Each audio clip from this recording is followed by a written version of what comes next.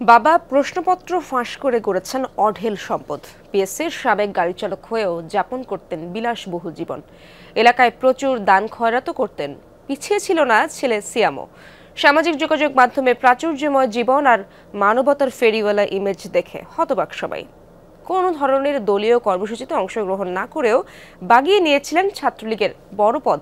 যেন প্রশ্নপত্র ফাঁসকাণ্ডের হোতা সৈয়দ আবেদ আলীরই প্রতিফলন তার বড় ছেলে সৈয়দ সোহানুর রহমান সিয়াম। সিলন ফ্যামিলি ব্লেন্ডের কড়ালিকার আর সতেজ স্বাদের পারফেক্ট ব্লেন্ডে স্বপ্নেরা মেলুক টানা। সামাজিক যোগাযোগ মাধ্যমে ইমেজ অনেকটা এমন যেন যোগ্য বাবার যোগ্য সন্তান।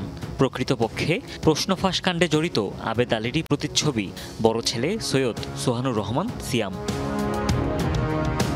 বাবা ছিলেন পিএসসির একজন সাধারণ ড্রাইভার।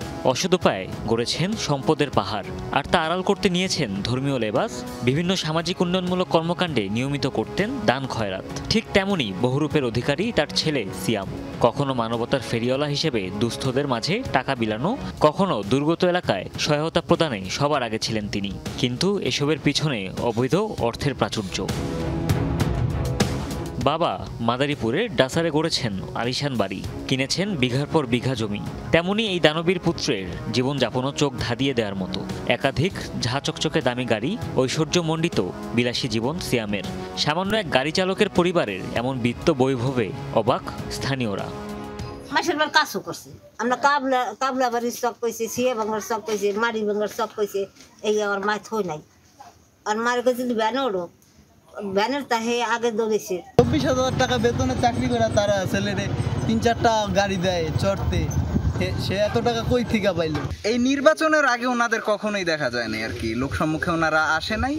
তো আমরা হয়তোবা পরবর্তীতে জানতে পারছি যে ওনারা ফেসবুকে মানবিক কাজগুলা নাকি প্রচার করতে ব্যাপক হারে। ডাসার উপজেলা ছাত্রলীগের সহসভাপতি ও ঢাকা মহানগর ছাত্রলীগের বড় পদও বাগিয়ে নেন সিয়াম, কিন্তু কখনোই তাকে দলীয় কর্মসূচিতে দেখা যেত না। এতে বিস্মিত মাঠ পর্যায়ের নেতাকর্মীরা। সিয়াম শুনছি ভারত শাখা ছাত্রলীগের ছিল, সেটাও শুনছি, কিন্তু আমি কখনোই ওই সিয়ামকে কখনো আমাদের সংগঠনের কোনো প্রোগ্রামে, মিছিল, মিটিংয়ে কখনো কোনো দিন আমি পাইনি। সম্প্রতি এক অনুসন্ধানে বিসিএস সহ 30টি নিয়োগ পরীক্ষায় প্রশ্ন ফাঁসের সাথে পিএসসি চেয়ারম্যানের সাবেক গাড়ি চালক সৈয়দ আবেদ আলীর জড়িত থাকার বিষয়টি উঠে আসে। এরপর থেকেই ভাইরাল হয় পিতা পুত্রের অবিশ্বাস্য রকমের বিলাসী জীবন। হুমায়ুন রশিদ, যমুনা নিউজ।